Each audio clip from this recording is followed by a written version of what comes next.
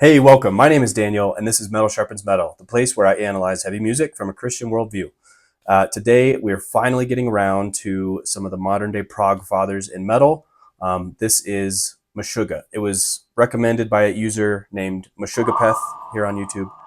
Guess which two bands that guy really likes.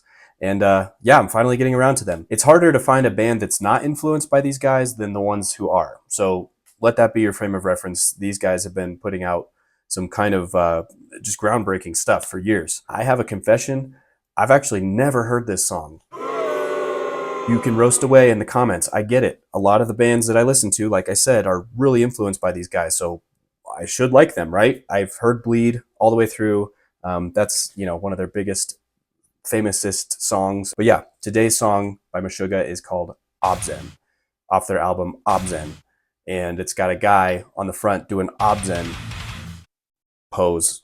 You'll see. Oh, they'll all see. There's a meaning to the pose. There's a meaning to the album artwork. Yeah, we'll jump into all that after the song. Let's go check it out. Okay, here we go.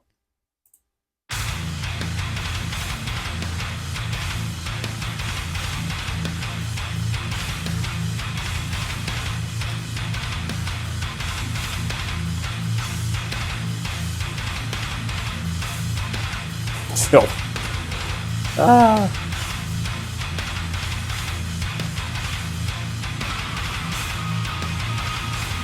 Ooh. Oh man, bringing in that lead line was such a move. So much chug. I love it.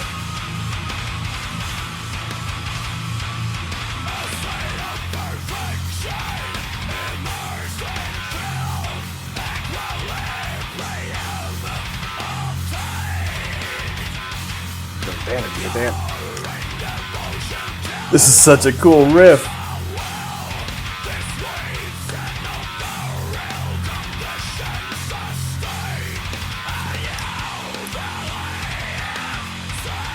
The liek system. He adds an extra syllable to words that don't have those syllables.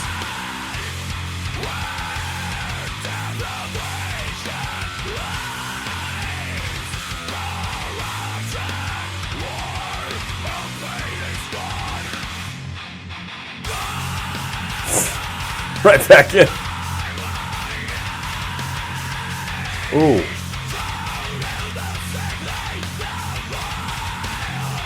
Little shift up in his voice, and I love that. It raises the tension.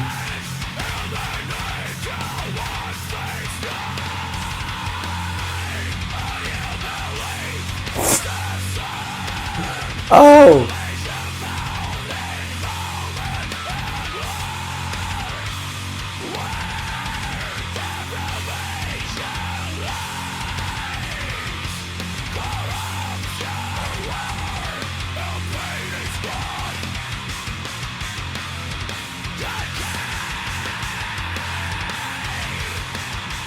Jeez.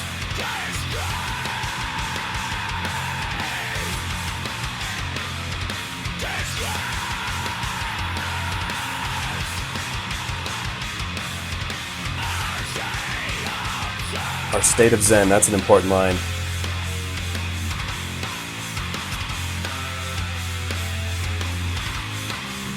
Alright, man. The riff's like a little bit more open, but still you got the triples in there.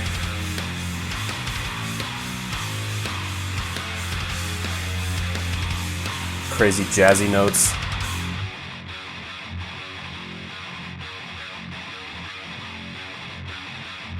Oh, come on.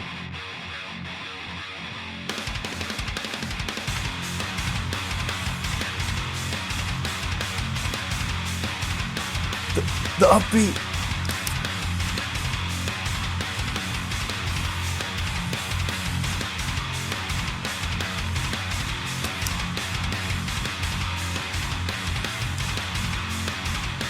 Oh my gosh.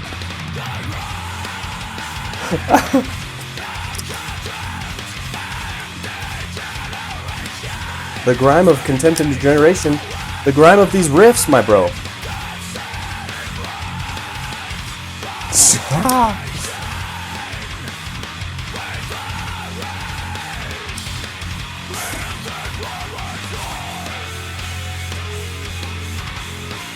Oh, crazy lead line coming in.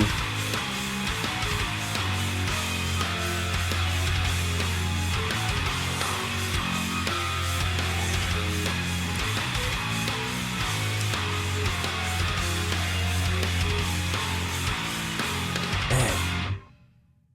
Oh, wow. Just does not stop. Refuses to quit. That song was a lot faster than it felt. I don't know. Maybe it felt really fast to you, but like when I think of Meshuggah, I think of their song "Bleed," which is so it's like kind of slow. That one was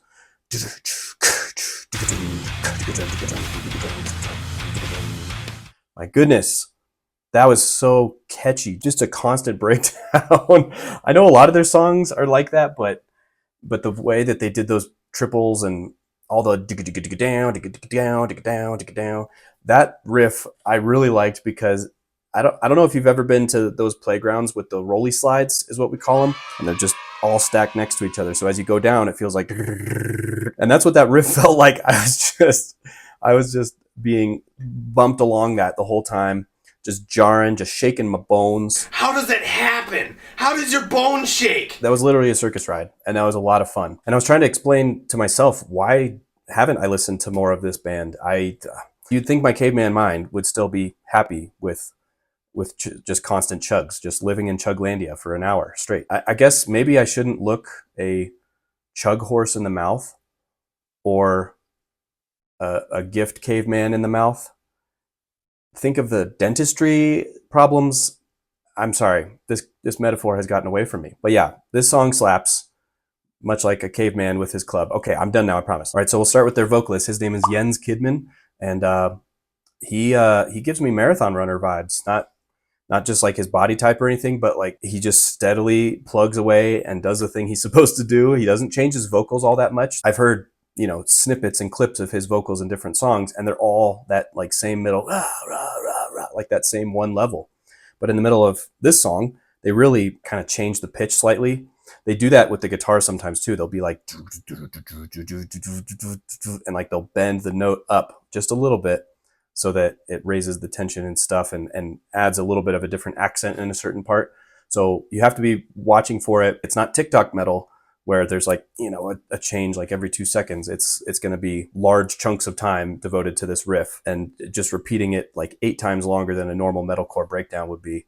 And then you go to the next one after that. You have to be all the way done with your first serving before you get your dessert. It works the same way with kids at the dinner table. So yeah, it's not a bad thing that his vocals are kind of monotone or anything like that. I mean, he just goes, like he's just plodding along, and that plodding and that kind of like droning nature of it, I think, is kind of part of the point of the lyrics, which kind of get into nihilism and pointlessness and interminable like persistence, like things that just keep going and they don't stop, and it's just more of the same. So I think there is speaking a little bit to the meaning in how he actually addresses his vocals. So now I'm going to shift to their drummer, who is Tomas Hake. It's not Hake. Doesn't rhyme with rake. And that's partly because he is an absolute monster to be able to keep up with these songs and write these songs. Like he actually writes a decent number of the patterns, and he can play it's bonkers. Like he's a very good drummer. So not only that, but also because I found out that he writes almost all the lyrics. I had no idea. So I'm going to be addressing this as his views of things and his way of writing, because he wrote the lyrics. It was a hard decision to pick a first song for these guys. Bleed is an obvious first pick because it is an absolute rhythmic meat grinder that does not stop until your toes are turned into glue. And yeah, Dancers to a Discordant System is Thomas's favorite song. So, that would be very relevant to understanding kind of how he thinks and his psychology. But yeah, I ended up switching to the song obZen because it's got that intro riff that just embeds itself in my skull, much like the rock that struck Goliath's his forehead. it's so heavy, and it's so just like instantly like, like my brain's like, yes, I want to headbang, do the thing that I'm here to do. And also the lyrics, they really do seem to paint the picture of what the album is trying to get at. So I hope you'll indulge me this kind of selfish pick of obZen over Dancers to a Discordant System. So let's talk about the album title for a sec. Thomas described obZen as being a mashup of kind of two words. So Zen, in like kind of Buddhist and Eastern religions, it's talking about like a state of being like very peaceful and at rest and things like that. And ob is short for obscure or obscene. So in the lyrics, we'll see more about what they see as obscure and obscene and what they're talking about there. So it's a really good oxymoron term, talking about the kind of cognitive dissonance that is going on in a lot of society, and the fact that we have Zen and we love these obscene and obscure things. That's I think a really insightful way to write it. The artwork on the album, that creepy dude with the bloody hands. Is there no way we can get rid of him? Not without cause, Michael. I have cause. It is because I hate him. So he's doing these what are these called? When you do this in yoga and stuff, I forget what the term is, but you do this when you're meditating and doing stuff like that. Seems like the kind of thing white people with dreadlocks do. He's got them placed in different positions. He's got 3 hands, and the way that that Thomas described it is he wanted each one, let's see, is this backwards? He wanted each one to look like a 6, so that it would make 666, which is the number of man and the number of great evil based on the Bible and some other places and stuff. So he was pointing out the great evil of humanity, and again, finding their Zen and all that. And his hands are covered in blood. Very important symbolism there, which I think actually has an application that the Bible speaks to very clearly. Proverbs 6:16 through 19 says, "There are 6 things the Lord hates, 7 that are detestable to him: haughty eyes, a lying tongue, hands that shed innocent blood, a heart that devises wicked schemes, feet that are quick to rush to evil, a false witness who pours out lies, and a person who stirs up conflict in the community." This short passage, I think, really encapsulates a lot of what the album obZen is trying to describe. People who are just enamored with evil, and they love shedding blood, and they love doing things that the Lord hates. So let's jump in really quick and take a look. A state of perfection immersed in filth. And that is described as equilibrium obtained. It's interesting. You've got perfection mixed with total imperfection. You mix them together and you get equilibrium. Pure in devotion to all things unwell. Great. You really love those unwell things. This sweet Zen of our ill condition sustained. So it's not stopping anytime soon. Oh man. Salvation found in vomit and blood. Yuck. Where deprivation lies, corruption, war, and pain is God. Oh, sorry. I said that weird. The commas are important. Deprivation, lies, corruption, war, and pain is God. All those things are God. Yikes. Not good. You don't want that to be your God. Balance, again, back to the kind of Zen-like state of things, but it's a perverted Zen, right? Harmony, good thing, found in the sickly. The vile, unflinching eyes, joyous and gleeming. Yay. Intense in their need to watch things die. Ooh. Yeah, you don't want, when your eyes are just filled with gleaming joy because you get to watch death, that means there is something wrong in here. Something went wrong. Again, reiterating, decay, disgrace, and disgust are their state of Zen. The grime of contempt and degeneration. Ugh. Like, even just saying those words makes my skin kind of crawl. Like, I feel like I'm being coated in the grime of contempt and degeneration. Ugh. And it's sticky, foul, and pungent. The sediment of our creation, we flourish in this blood-red soil. You got all these contrasting terms that are so well put together. This is gross, but it's good poetry.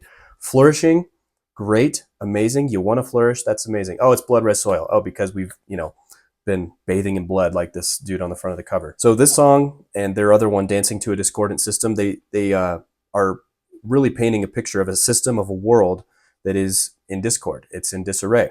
And that's not an accident. According to the Bible, people have sinned against each other and God nearly forever. For like 99.999% of our existence, we've been sinning and rebelling. By the grace of God, there are still good things in this world that we can latch onto, that He grants us.